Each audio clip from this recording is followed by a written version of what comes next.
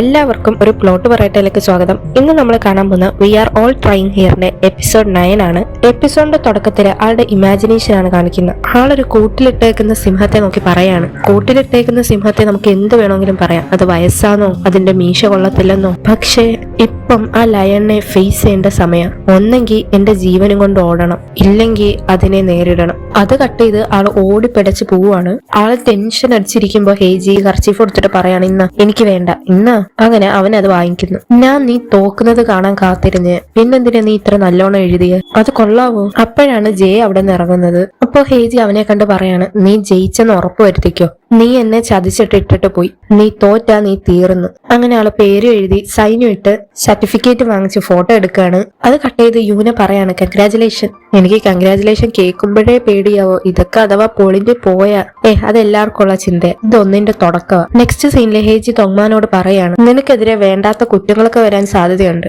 ഈ കഥ AI-നെയും വെതറിനെയും കുറിച്ചല്ലേ, അത് മതി ബാക്കിയുള്ള ആൾക്കാർക്ക് ഇത് അവരുടെ കഥയെന്ന് പറഞ്ഞെടുക്കാൻ. പേടിക്കണ്ട, ഒരുപാട് ആൾക്കാരുണ്ട് ഈ ലോകത്ത് അവരുടെ ഐഡിയ മാത്രമേ ഉള്ളൂ എന്ന് പറഞ്ഞിരിക്കുന്നവര്.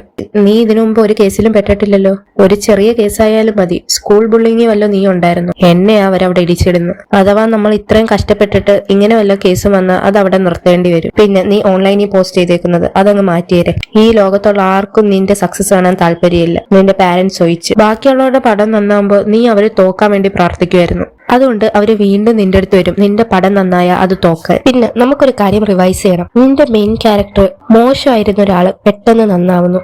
പക്ഷെ അയാൾ മോശമായിരിക്കണമെങ്കിൽ വെറുതെ സൗണ്ട് ഉണ്ടാക്കി ആൾക്കാരെ പേടിപ്പിച്ചാൽ മാത്രം ആര് മോശമാവത്തില്ല. അതിലെന്തോ മിസ്സിംഗ് ഉണ്ട്, അത് ശരിയാക്കാൻ നോക്ക്. നമുക്ക് പിന്നെ കാസ്റ്റിംഗ് നോക്കാം. ദോങ്മാൻ ഇങ്ങനെ ബൊക്കറ്റ് കൊണ്ട് നടന്നു വരികയാണ്. കണ്ണാടിയും ഫ്രണ്ടും ഇങ്ങനെ നോക്കിയിരിക്കുന്നു. ആളകത്ത് വരുമ്പോ എല്ലാരും പോപ്പറൊക്കെ പൊട്ടിച്ച് ഹോങ് ദോങ്മാൻ ഹോങ് ദോങ്മാൻ എന്ന് പറഞ്ഞ് ഭയങ്കര ഹാപ്പി ആയിട്ട് നിൽക്കുകയാണ്. അങ്ങനെ ദോങ്മാന് ഫുഡൊക്കെ കൊടുത്ത് യംസ പറയാണ്, എന്റെ മോനെ ആർമിയിലോട്ട് പറഞ്ഞയക്കുന്നൊരു ഫീല്. ദോങ്മാന് ഒന്നും വരാതെ നല്ല രീതി വളരണമെന്നാണ് ഞാൻ ആഗ്രഹിച്ചത്. പക്ഷെ ഞങ്ങള് കടന്നുപോയ പോലെ നീയും ഇനി കടന്നു പോണല്ലോ. ഒരു വക പറഞ്ഞാൽ കേൾക്കാത്ത 200 പേരെ നീ ലീഡ് ചെയ്യണം. അതുമല്ല എപ്പോഴും ദേഷിച്ചിരിക്കുന്ന കുറെ ആൾക്കാരും കാണും. ഒരു സീന് നമ്മൾ ഉദ്ദേശിച്ച കണക്ക് നടക്കത്തില്ല. ഈ 20 ബില്യൺ മോണിനെ കുറിച്ച് നമ്മൾ ഇരുന്ന് സ്ട്രെസ് ചെയ്യും. നമ്മൾ ആ ആക്ടറിന്റെ ഫ്യൂച്ചർ ഇല്ലാതാക്കണമെന്ന് നമുക്ക് ചിന്ത വരും. ഒന്ന് ഓടിപ്പോയാലോ എന്ന് 100 അല്ല 1000 വട്ടം ചിന്തിക്കും. നിങ്ങളൊക്കെ സ്ട്രെസ് അടിക്കുന്നത് നിങ്ങളുടെ മൂവി നന്നാവാൻ വേണ്ടിയാ. ഞാൻ പറയട്ടെ, എനിക്ക് ഒട്ടും ആഗ്രഹമില്ല ജയിക്കാൻ. ഞാൻ മൊത്തത്തിൽ തോറ്റ് അതിനെക്കുറിച്ച് എന്റെ ജീവിതകാലം മുഴുവൻ ഞാൻ സംസാരിക്കാൻ പോവുക. നീ എന്താ വിചാരിച്ചേക്കുന്നത്, തോക്ക എളുപ്പമാന്ന്? ഇവനിങ്ങനെയൊക്കെ പറയും, ആദ്യം അവൻ അനുഭവിക്കട്ടെ. അപ്പ അങ്ങോട്ട് ഫുഡ് കൊണ്ടുവെക്കാണ്. ഇത്രയും ഫുഡൊക്കെ മതി, ഇനി വേണ്ട. ഇത് നിന്റെ അവസാനത്തെ ആഹാരമാണെന്ന് കൂട്ടിക്കോ. ഇനി മുതൽ നീ തിന്നാൻ പോകുന്ന ഒന്നും ഒരു ടേസ്റ്റ് കാണൂല. നിന്റെ ജീവിതത്തിൽ വിശപ്പില്ലാത്തൊരു ദിവസമില്ല, ഉറക്കമില്ലാത്ത. അതുകൊണ്ട് അതെങ്ങനെയാന്ന് എനിക്ക് അറിഞ്ഞൂടാ. നീ ഉടനെ അറിഞ്ഞോളും മോനെ. അത് കട്ട് ചെയ്ത് ജെയും ദൊങ്ങാനും കൂടെ സംസാരിക്കുകയാണ്. ഞാൻ എന്റെ ആദ്യത്തെ പടം ചെയ്തപ്പോൾ ഞാൻ ആദ്യമായിട്ട് പ്രാർത്ഥിച്ചു, എനിക്ക് സക്സസ് ഒന്നും വേണ്ട, ഈ പടം ഒന്ന് തീർന്നു കിട്ടിയാൽ മതി. ഞാൻ ഒരിക്കലും തിരിഞ്ഞു പോകത്തില്ല. ഞാൻ ഇപ്പോഴും പ്രാർത്ഥിക്കാൻ പോകും. ഞാൻ വിചാരിച്ച് കാലൻ എന്നെ ഒന്നൊന്ന് പിടിച്ചായിരുന്നെങ്കിൽ. ടെൻഷൻ അടിക്കണ്ട, ഇതൊക്കെ അങ്ങ് പെട്ടെന്ന് കഴിഞ്ഞു. 1.5 വർഷം അല്ലേ, അതൊക്കെ അങ്ങ് കഴിഞ്ഞു പൊക്കോളൂ. നിനക്ക് ഓർമ്മയുണ്ടോ, നീ ആ പടം ചെയ്തോണ്ടിരിക്കാൻ നേരത്തെ നീ രാത്രി എന്നെ വിളിച്ച് ഒന്നും പറയാതെ എന്ന് കരയുമായിരുന്നു. ഞാനോ? നീ പക്ഷെ ഒരു കാര്യം പറഞ്ഞു, ദൊങ്മാൻ. ഞാൻ വിചാരിച്ച നീ ഊളയിടുവാന്ന്. അത് കട്ട് ചെയ്ത് ഹേജി ഗ്യോങ്സയോട് പറയാണ്, നമ്മള് ദൊങ്മാനെ പറ്റുന്നത്ര പുഷ് ചെയ്യണം. അവൻ വേണമെങ്കിൽ പകതയ്ക്ക് വെച്ച് ഇട്ടിട്ട് പോകും. നിനക്ക് ഗവൺമെന്റ് എന്ന ഫണ്ട് അങ്ങനെ അങ്ങ് ചെലവാക്കാൻ പറ്റത്തില്ല. അതിനു വേണ്ടി അതുള്ളത് വീഴാൻ പോകുന്ന ആൾക്കാരെ എണീപ്പിക്കാൻ, അല്ലാതെ നല്ല രീതിയിൽ ചെയ്യുന്ന ആൾക്കാർക്കല്ല. പിന്നെ നീ ഇപ്പൊ എത്ര എപ്പിസോഡ് എഴുതി കഴിഞ്ഞു? അപ്പൊ ഗ്യോങ്സെ പോയി ഡോർ അടയ്ക്കാണ്. അടുത്ത ആഴ്ച 2 എപ്പിസോഡ് അയച്ചു കൊടുക്കാനുള്ള. നെക്സ്റ്റ് സീനില് ദൊങ്മാനെ ബ്രദർ വിളിക്കുകയാണ്, ബാ വന്ന് കഴിക്ക്. ആള് നേരെ എണീറ്റ് പോയി ആളിട്ട കമന്റ്സ് ഒക്കെ ഡിലീറ്റ് ആക്കുന്നു. ചോയ് ഫിലിംസിനെ കുറിച്ചുള്ള കമന്റ് ഡിലീറ്റ് ആക്കുന്നു. അപ്പോഴാണ് ആൾക്ക് ഓർമ്മ വരുന്ന, ആള് ലോൺ വാങ്ങിച്ചിട്ടുണ്ട്. പാസ്റ്റില് ലോൺ ഷാർക്ക് പറയാണ്, ഡേ പൈസ തരാതെ മുങ്ങാനാ പ്ലാനെങ്കിൽ നിന്റെ കോണ്ടാക്റ്റിലുള്ള ആൾക്കാരൊക്കെ എന്റെ കയ്യിലുണ്ട്, ഞാൻ അവരുടെ കയ്യിൽ നിന്ന് വാങ്ങിച്ചോളാം. അപ്പോൾ ആള് ടെൻഷനായിട്ട് ആ ലോൺ ഷാർക്കിനെ വിളിക്കുകയാണ്. ഞാൻ ഇന്ന് പൈസ അയച്ച എത്ര പൈസ തരേണ്ടി വരും? ഞാൻ 1.7 മില്യൺ വാങ്ങിച്ചു, 5 മില്യൺ ഞാൻ ഓൾറെഡി അടച്ചു കഴിഞ്ഞു, ഇൻട്രസ്റ്റ് മാത്രമായിട്ട്. അപ്പൊ ഇങ്ങനെ 11 ബില്യൺ മോണാവുന്നേ? ഇത് ബ്രദർ കേൾക്കുന്നുണ്ട്. എന്നിട്ട് ഹേജിയെ വിളിക്കാണ്, ഞാൻ എപ്പോഴാ ഡയറക്ടറിന്റെ കോൺട്രാക്ട് സൈൻ ചെയ്യണ്ടേ? ആദ്യം ജയുടെ മൂവിയുടെ ഫണ്ട് നമുക്ക് തിരിച്ചു കൊടുക്കണം, എന്നിട്ട് വെതർ മേക്കറിന് വേണ്ടി വീണ്ടും വാങ്ങണം. ഒരു 10 ദിവസം എടുക്കും. എന്താ? ഒന്നുമില്ല. അപ്പോ ലോൺ ഷാർക്കിന്റെ മെസ്സേജ് വരാണ് 11.3 മില്യൺ ഇന്നടച്ച, നാളെ അടച്ചാൽ 11.6, 30,000 രൂപ വെച്ച് കൂടിക്കൊണ്ടിരിക്കും ദിവസം. ആളവിടെ ടെൻഷൻ അടിച്ച് നിൽക്കാണ്. എന്നിട്ട് വന്ന് കഴിക്കാൻ നേരത്തെ ബ്രദർ ചോദിക്കാണ്, നീ ലോൺ ഷാർക്കിന്റെ ഇന്ന് പൈസ വാങ്ങിച്ചോ? എന്തിന്? എന്റെ അടുത്ത് പറ, ഒന്ന് മിണ്ടാതിരിക്കാവോ? നിനക്കറിയാലോ എന്റെ മൂവി വരാൻ പോവാ, ഇതിൽ കൂടുതൽ എന്റെ തല പുകയാനില്ല. നിന്റെ ജീവിതത്തിന്റെ ലക്ഷ്യം എന്താ? നിന്റെ പടം നന്നായെന്ന് പറഞ്ഞു വല്ലോ നടക്കാൻ പോന്നു? എനിക്ക് ആ നാണക്കേട് കുറഞ്ഞു കിട്ടുമല്ലോ. നാണക്കേട് കുറയാനാ നിന്റെ ലക്ഷ്യം? എന്നെ കുറിച്ച് എനിക്ക് എന്നെ നാണക്കേടാ. നാണക്കേടില്ലാതെ ജീവിക്കാൻ എന്റെ ലക്ഷ്യം. വലിയ ലക്ഷ്യം ഉണ്ടോന്ന് വെച്ചാൽ എനിക്ക് അറിഞ്ഞുകൂടാ. എനിക്ക് പറയണം ഞാനും ഒരു മൂവി ചെയ്തെന്ന് എന്ന് പറഞ്ഞ ആളെ എണീറ്റ് പോവുകയാണ്. എന്നിട്ട് ദൊങ്മ നടക്കുമ്പോൾ ചോയ് അങ്ങോട്ട് വരികയാണ്. ഞാൻ നിനക്കെതിരെ കേസ് കൊടുക്കണമെന്നാ വിചാരിച്ച, പക്ഷെ നീ അതങ്ങ് ഡിലീറ്റ് ചെയ്തല്ലോ. അത്രക്ക് ഡിബേറ്റ് ചെയ്യാൻ ആഗ്രഹം ഉണ്ടല്ലേ? പിന്നെ നിനക്കൊരു കാര്യം അറിയാമോ, ഞാൻ ജയുടെ മൂവി എടുത്തായിരുന്നെങ്കിൽ നിനക്കിത് ചെയ്യാൻ പറ്റത്തില്ലായിരുന്നു. ആരറിഞ്ഞു ദൊങ്മാന്റെ മൂവിയിൽ ഞാനൊരു വലിയ പങ്ക് വഹിക്കുമെന്ന്? നീ ഇത് മുന്നോട്ട് കൊണ്ടുപോകോ ഇല്ലയോ എന്ന് അവിടെ ബെറ്റാ. നെക്സ്റ്റ് സീനിൽ യുന ദൊങ്മാന് കേക്ക് വാങ്ങിച്ചു കൊടുക്കുകയാണ്. എന്നിട്ട് രണ്ടുപേരും കൂടെ പ്രാർത്ഥിച്ച് കേക്ക് കട്ട് ചെയ്യുന്നു. നീ എന്താ വിഷ് ചെയ്ത്? എന്റെ പാപങ്ങളൊക്കെ പൊറുക്കാൻ. എനിക്ക് സക്സസിന് വേണ്ടി വിഷ് ചെയ്യാൻ പറ്റത്തില്ല. ഞാൻ ഒരുപാട് തെറ്റ് ചെയ്തിട്ടുണ്ട്. എന്നെ കൊണ്ട് പറ്റുന്നില്ല. ഞാൻ നിന്റെ അടുത്ത് അതങ്ങ് പറയാൻ പോവോ. ജണ്ണിന്റെ ആദ്യത്തെ മൂവി ചെയ്തപ്പോ അവൻ ഒരു ദിവസം രാത്രി എന്നെ കരഞ്ഞു വിളിച്ചായിരുന്നു. അപ്പോ എനിക്ക് സന്തോഷമായി. ഞാൻ വിചാരിച്ചു ഈ മൂവി അപ്പൊ കുളവാകും അല്ലേ. എനിക്ക് അവരോടൊക്കെ കാര്യമായിട്ട് ക്ഷമ പറയണമെന്നുണ്ട്. അവരുടെ അത്രയൊരു പ്രയത്നം കൊണ്ട് അവർ ഇവിടം വരെ എത്തിക്കുന്നു. ദൈവമേ, എനിക്കൊന്ന് പുറത്തരണേ. ജൺ സോറി. യുന ചിരിക്കുകയാണ്. ഞാൻ വിചാരിച്ചു ഞാൻ ചെയ്യുന്ന ഒരു പടം നന്നാവുന്ന എന്റെ ലക്ഷ്യമെന്ന്. പക്ഷെ എനിക്ക് സന്തോഷമില്ല. അതെന്താ? എന്റെ മനസ്സിലെ രണ്ട് വോയിസ് ഇങ്ങനെ ഇന്ന് പറയുക. ഞാൻ ഡിബേറ്റ് ചെയ്യാൻ പോവുക. എനിക്ക് എക്സൈറ്റ്മെന്റ് ഉണ്ട്. ഓടിക്കോ, ഇവിടെ ഓടി രക്ഷപ്പെട്ടോ. ഞാൻ ഇതില് ഒരെണ്ണത്തെ കൊല്ലണം. പക്ഷെ എങ്ങനെ? ഞാൻ ഇതുവരെ എന്റെ ജീവിതത്തിൽ ഒരു കാര്യം ലീഡ് ചെയ്തിട്ടില്ല. പിന്നെങ്ങനെയാ 200 ആൾക്കാരെ ഞാൻ ലീഡ് ചെയ്യുന്നത്? ഞാൻ ഇത് ഇട്ടിട്ട് പോവാൻ പോവാ. മിണ്ടാതിരിക്കും, ഞാൻ ഇത് ചെയ്യും. എനിക്ക് പേടിയുണ്ട്. പക്ഷേ ഞാൻ പേടിയുണ്ടെന്ന് വെളിയിൽ പറഞ്ഞ ആൾക്കാർ എന്നെ സഹതപിക്കും. അപ്പൊ യൂന അവന്റെ അടുത്ത് വന്ന് ഇരുന്നിട്ട് പറയാണ്, നിനക്കഥവാ ഓടിപ്പോണമെങ്കിൽ ഞാൻ നിന്നെ എങ്ങനെയെങ്കിലും സഹായിക്കും. പേടി നമുക്ക് മനസ്സിൽ വെച്ചിരിക്കാൻ പറ്റത്തില്ല. നീ അതിലൂടെ കടന്നുകൊണ്ട. ഞാൻ ചെറുതായിരുന്നപ്പോ എനിക്ക് വളരണോന്ന് തോന്നിയ ഒരാഗ്രഹം മാത്രമേ ഉള്ളായിരുന്നു. അതാകുമ്പം എനിക്ക് ഒരിടത്തുനിന്ന് എപ്പോ വേണമെങ്കിലും ഇറങ്ങിപ്പോവാം. അവിടെ ഇരുന്നത് സഹിക്കണ്ടല്ലോ. എന്റെ നെഞ്ച് ശരിക്കിടിക്കുമായിരുന്നു. പക്ഷെ ഞാൻ സ്കൂളിൽ പോയി ഒറ്റയ്ക്ക്. ഇത്രയും നാളും ഒറ്റയ്ക്ക്. എനിക്ക് അങ്ങനത്തെ പേടി ശീലമുണ്ട്. അതുകൊണ്ട് ആ പേടി നീ അറിയണ്ട. എന്നിട്ട് യൂന ആളെ ഡ്രസ്സോടെ ചേർത്ത് കെട്ടിപ്പിടിക്കുകയാണ്. വോയിസ് ഓവർ കേൾക്കാം. നിനക്ക് ഓടിപ്പോണമെങ്കിൽ കൂടെ ഞാൻ കാണും. അഥവാ ഒളിച്ചിരിക്കണമെങ്കിൽ ഞാനും കൂടെ ഒളിച്ചിരിക്കും. രണ്ടുപേരുടെ വാച്ചിലും ഗ്രീൻ കത്തുകയാണ്. എന്നിട്ട് രണ്ടുപേരും കൂടെ നടന്നു പോവാണ്. എനിക്ക് എന്തല്ലേ ഇപ്പോഴും ഞാൻ ചിന്തിക്കുന്ന എനിക്ക് അവാർഡ് കിട്ടുന്നത്. ഇപ്പൊ പ്രാക്ടീസ് ചെയ്യണ്ടേ? Ready, action. The 2027 Korean film awards goes to director Hong Dong Man, വെതർ മേക്കറിന് വേണ്ടി. അങ്ങനെ ആൾ ഇമാജിൻ ചെയ്യാണ്. ഞാൻ ഇവിടെ ഇങ്ങനെ നിൽക്കുന്നത് എല്ലാ ദിവസവും ആലോചിക്കായിരുന്നു. ഏറ്റവും അവസാനം ഞാൻ അത് നേടി. എന്റെ ഫ്രണ്ട്സിനോട് എനിക്കിത് പറയണം. എന്നെ ഒന്ന് കൺഗ്രാചുലേറ്റ് ചെയ്യ് പ്ലീസ്. ഞാൻ നിങ്ങളോട് അസൂയ കാണിച്ചതിന് ക്ഷമിക്കണം. നിങ്ങളുടെ മൂവി പൊട്ടിയപ്പോ ഞാൻ സന്തോഷിച്ചതിന് എനിക്ക് വിഷമമുണ്ട്. എന്നെ ഒന്ന് കൺഗ്രാചുലേറ്റ് ചെയ്യ്. പിന്നെ ബിയൂനയ്ക്ക് വേണ്ടി. നീ ഇല്ലായിരുന്നെങ്കിൽ ഞാൻ ഇവിടെ നിക്കത്തില്ല. Thank you. അപ്പോ ആള് ചിരിക്കുകയാണ്. രണ്ടുപേരും ഇങ്ങനെ നിൽക്കുന്നു. എന്നിട്ട് ആളുടെ വോയിസ് ഓവർ കേൾക്കാം. ഇപ്പൊ ആലോചിക്കുമ്പോ അന്ന് എനിക്ക് ജോലി ഇല്ലാന്ന് പറഞ്ഞതിന്റെ അത്ര പേടി ഇതിനില്ല. ചിലപ്പോ പേടി നമ്മുടെ ഇമാജിനേഷനിൽ മാത്രമേ കാണൂ. നേരിട്ട് ഫേസ് ചെയ്യുമ്പോ അത്രയ്ക്ക് കാണില്ല. അപ്പോ യൂന പറയുന്നത് ആലോചിക്കുന്നു. നിനക്ക് പേടി വരുമ്പോ നീ വേറൊരാളാന്ന് വിചാരിച്ചാൽ മതി. നമ്മുടെ അവസ്ഥ വേറൊരാൾക്കാണെങ്കിൽ നമ്മൾ വിചാരിക്കും ഇതൊന്നും വലിയ കാര്യമല്ലല്ലോ എന്ന്. ബാക്കിയുള്ള ആൾക്കാരുടെ പ്രോബ്ലം നമുക്കൊന്നുമല്ല. ഇവിടെ യൂന ആലോചിക്കുകയാണ്. ഞാൻ നിന്റെ അടുത്തൊരു കാര്യം ചോദിച്ചോട്ടെ? നിന്റെ ചെറുപ്പം അപ്പുറത്തെ വീട്ടിലെ ഒരാളായിരുന്നെങ്കിലോ അത് നിന്നെ സഹായിക്കുവോ ഈ പേടിന്ന് മാറാൻ? വേറൊരാള് അത് അനുഭവിക്കുന്നുണ്ടെങ്കിൽ എനിക്ക് അവരെ നോക്കണം. ഇവിടെ യൂന ഗ്രാൻഡ്മയും കൊണ്ട് ആശുപത്രിയിൽ പോവാണ്. എന്നിട്ട് ആള് ഫോണിൽ വിളിച്ച് പറയുന്നു, അത് മുട്ട ഓപ്പറേഷൻ മാത്രമേ ഉള്ളൂ, 2 ആഴ്ച. ഇങ്ങോട്ട് വരണോന്നില്ല. അവിടെ നല്ല തിരക്കായിരിക്കുമല്ലോ. പേടിക്കണ്ട അമ്മേ, എന്റെ ഈ പൈസ ഉണ്ട്. നെക്സ്റ്റ് സീനിൽ ജിയോങ്ക്യു ആണ് കാണിക്കുന്നത്. ഈ സ്ക്രീൻ പ്ലേ അത്ര പോരാ. ഡയറക്ടർ പറഞ്ഞത് ഒരു കാത്തിരിക്കുന്ന എൻഡിങ് ആയിരിക്കണമെന്ന്. ഒരു കാത്തിരിക്കുന്നതും ഇൻകംപ്ലീറ്റും ആയ എൻഡിങ് തമ്മിൽ നല്ല ഡിഫറൻസ് ഉണ്ട്. അവരുടെ അടുത്ത് ഒന്നും കൂടെ റിവൈസ് ചെയ്യാൻ പറ. ചോയ് ഫിലിംസിന് നല്ലൊരു മൂവി കിട്ടിയെന്നാണല്ലോ പറഞ്ഞത്. അതിങ്ങ് കൊണ്ടുപോവാ. അത് കങ്സിക്ക കാസ്റ്റ് ചെയ്യുന്ന. അതിങ്ങ് കൊണ്ടുപോവാ. ഓക്കെ. അത് കട്ട് ചെയ്ത് ചോയും ജിന്നും ജയും ഇരിക്കുവാണ്. ആൾക്കാർ നിന്നെ പലതും പറയും. അതൊന്നും മൈൻഡ് ആക്കണ്ട. നമ്മളൊരു പ്രോ ആയി കഴിയുമ്പോൾ ആൾക്കാർക്ക് ഒന്നും പറയാൻ കാണില്ല. ഈ ടൈറ്റിൽ നീ മാറ്റുന്നില്ലേ? കഥ നല്ല കഥയാ. പിന്നെന്താ ഈ ടൈറ്റിൽ നോക്ക് നോക്ക് നോക്ക്? പിന്നെ ഈ യോങ്സിലാരാ? നിന്റെ ഗേൾ ഫ്രണ്ടാ?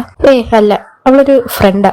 നിങ്ങളുടെ എഴുത്ത് കണ്ടിട്ട് നിങ്ങൾക്ക് നല്ല ഫ്ലോ ഉണ്ട്. നീ അവളെ ഡേറ്റ് ചെയ്യണം. അപ്പോ ആളൊന്നും മിണ്ടുന്നില്ല. യങ്സലിന് എത്ര പൈസ കിട്ടും? അവളോട് പറ എനിക്ക് അവളെ ഒന്ന് കാണണമെന്ന്. അവൾക്ക് വലിയൊരു പൈസ തന്നെ കൊടുക്കുമെന്ന് പറ. എമൗണ്ട് കണ്ട് അവളെ ഞെട്ടണം. കാര്യം എന്താന്ന് വെച്ചാൽ അവൾക്ക് റിവീൽ ചെയ്യുന്ന ഇഷ്ടമല്ല. അവൾക്ക് ഇങ്ങനെ ഒളിഞ്ഞിരിക്കണം. എന്നാലും അവൾക്ക് കോൺട്രാക്ട് സൈൻ ചെയ്യണ്ടേ? അവളടുത്ത് വരാൻ പറ. ഞാൻ അവൾക്കൊരു മീല് വാങ്ങിച്ചു കൊടുക്കാം. ഇവര് കഴിച്ചിട്ട് ഇറങ്ങുമ്പോ ഹേജിയെ കാണുകയാണ്. ജിൻ അപ്പോഴേ ഒളിഞ്ഞിരിക്കുകയാണ്. അപ്പൊ ചോദിക്കുകയാണ്, നീ എന്താ കഴിച്ച? ബാർബിക്യൂ. KFA ഫണ്ട് തന്നല്ലേ? ഞാൻ എന്റെ പൈസക്കെ കഴിച്ച. നീ എപ്പോഴും ഇങ്ങനെയാണല്ലോ. ഒന്നെങ്കിൽ നിന്റെ സൽമാനെ വിട്ട് എന്റെ കൂടെ നിൽക്ക, ഇല്ലെങ്കിൽ മൊത്തത്തി അതങ്ങ് പോവും. നീ എന്തിനാ ദൊങ്മാന്റെ എടുത്തത്? നിനക്കറിയാലോ യൂന ആ സ്ക്രീൻ പ്ലേ ഉപേക്ഷിച്ചതാ. നീ കേട്ടില്ലെന്നാ തോന്നുന്നത്.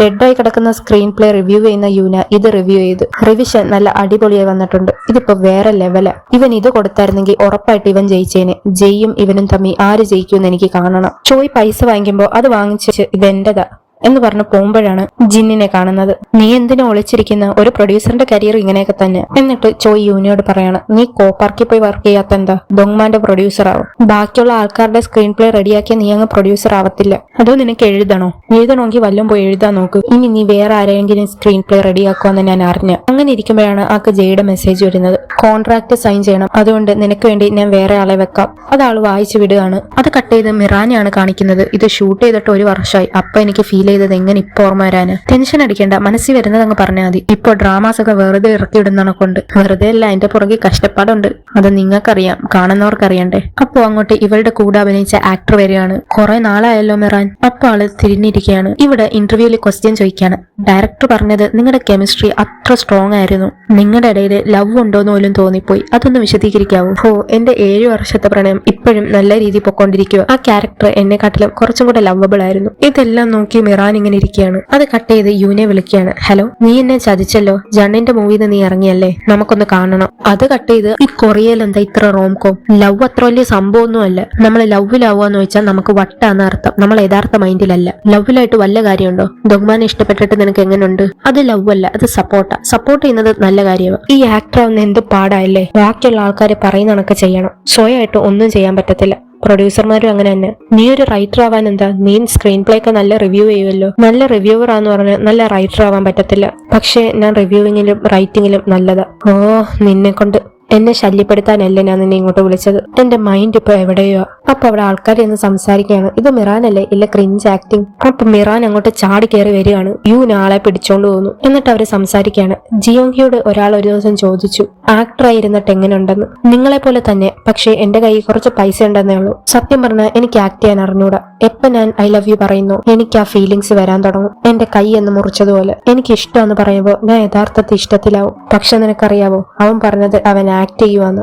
എങ്ങനെയാ അതെല്ലാം ആക്ടിങ് ആവുന്നേ? അത് ചെയ്തു കഴിഞ്ഞ് ഞാൻ ഒരു ദിവസം എണീറ്റപ്പോ എന്നെ യൂസ് ചെയ്തിട്ടിട്ട് പോയൊരു ഫീലായിരുന്നു. ഇത് നല്ലതല്ല. എനിക്ക് നിന്നെ ഇഷ്ടപ്പെടാൻ തുടങ്ങി. മിറാൻ ചിരിക്കുകയാണ്. നെക്സ്റ്റ് സീനിൽ സ്ക്രീൻ പ്ലേ വായിച്ച് ആക്ടർ പേര് നോക്കുമ്പോ ജയും യങ്സിലും വായിക്കുമ്പോ അതെല്ലാം അന്ന് യൂന പറഞ്ഞ കാര്യങ്ങള്. അമ്മയും അച്ഛനും ഇല്ലാതെ ജനിക്കണ്ടായിരുന്നു. ഞാൻ ആൾക്കാരെ മാസസ് ഓഫ് ഇമോഷൻ ആയിട്ടാ കാണുന്നത്. എന്നിട്ട് ആൾ ആലോചിക്കുകയാണ്, അമ്മേ, എന്റെ ചിന്തകളാണോ ഞാൻ, അതോ എന്റെ ബോഡിയാണോ ഞാൻ? എന്റെ ചിന്തയ്ക്ക് എവിടെയും പോവാം, എന്തും ചെയ്യാം. അതുകൊണ്ട് അതല്ലേ ഞാൻ.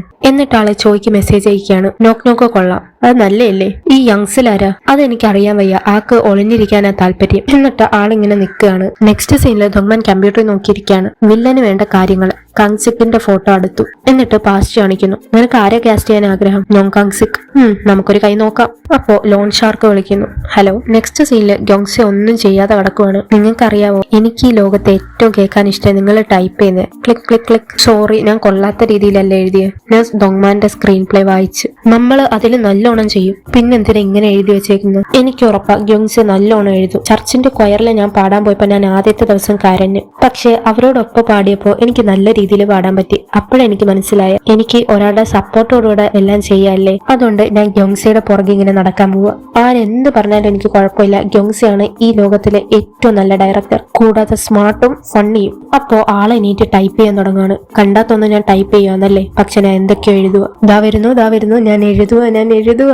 തുടങ്ങാൻ പാടാ, പക്ഷെ തുടങ്ങി കഴിഞ്ഞ് ഇതെല്ലാം കേട്ടോണ്ട് ഹേജി വെളിയിൽ നിപ്പുണ്ട്. നെക്സ്റ്റ് സീനിലെ യോങ്സെ ഹേജി എടുത്ത് പറയാണ്, അവനൊരു കോറൈറ്റർ വന്നപ്പോ എനിക്ക് സമാധാനമായി. അവൻ ചെയ്തേക്കുന്ന മൂവീസിലെല്ലാം പെണ്ണ് നീയ. അവൻ നിന്നെ കണ്ടിട്ടുള്ളൂ, നിന്നെ സ്നേഹിച്ചിട്ടുള്ളൂ, നിന്നെ റെസ്പെക്ട് ചെയ്തിട്ടുള്ളൂ. ഡയറക്ടർ ജീവിതത്തിൽ നിന്ന് എടുക്കുന്ന, പക്ഷെ അവൻ നീയുമായിട്ട് ഒട്ടി നിൽക്കുക. ആ കോറൈറ്റർ പെണ്ണായത് നല്ല കാര്യമായി. അതാവുമ്പോ അവന് പുതിയ ഐഡിയ കിട്ടുമല്ലോ. അവൻ എഴുതുന്നിടത്തോളം അവൻ എന്ത് ചെയ്താലും എനിക്ക് കുഴപ്പമില്ല. ഇവിടെ യോങ്സെ ഇരുന്ന് എഴുതുകയാണ്. ഇത് കേട്ട ഹേജി ഇങ്ങനെ കടക്കുന്നു.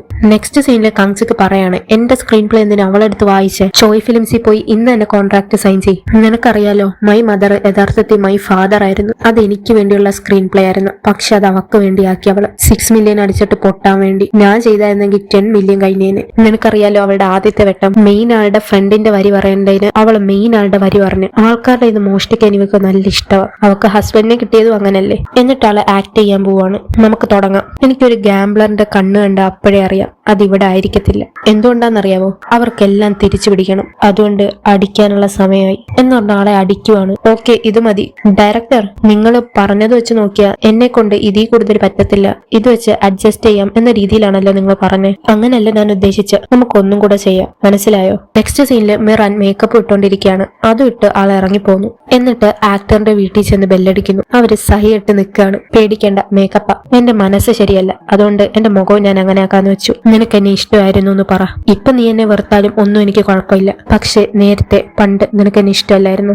എത്ര വെട്ടം ഞാൻ പറയണ അത് വെറും ആക്ടിംഗ് ആണ്. ശരിക്കും നീ അത്ര നല്ല ആക്ടറാ? ഇതെല്ലാം കേട്ട് ഗേൾ ഫ്രണ്ട് അകത്തിരിപ്പുണ്ട്. ഞാൻ നിന്റെ എല്ലാ മൂവീസും കണ്ടു. നീ ആക്ട് ചെയ്യുവാണോ എന്നറിയാൻ. പക്ഷെ അന്നത്തെ ആ ലുക്ക് ഞാൻ ഇതിലൊന്നും കണ്ടിട്ടില്ല. ആക്ട് ചെയ്യുമ്പോ പിന്നെ ഇമോഷൻസ് അല്ലേ വരേണ്ടത്. ഒരാളെ കുത്തിക്കൊല്ലുന്ന സീൻ വന്ന എനിക്കൊരു കൊലയാളിയുടെ ഇമ്പൾസ് വരും. അതിന്റെ അർത്ഥം ഞാനൊരു കൊലയാളിയാന്നാ? ഷൂട്ട് ചെയ്യാത്തപ്പോ പോലും നീ എന്റെ അടുത്ത് നല്ല രീതിയിലാണ് ബിഹേവ് ചെയ്ത്. കുടിച്ചോണ്ട് നീ എന്നെ ഒന്ന് വിളിച്ചെന്തിന്? എന്റെ കാറി വന്ന് ഒന്നും മിണ്ടാതിരുന്നിട്ട് പോയെന്തിന്? അവളെ പറഞ്ഞു വിട്. നീ ഇങ്ങോട്ട് വാടി, നീ ഇങ്ങോട്ട് വാ. ഒന്ന് നിർത്തുന്നുണ്ടോ?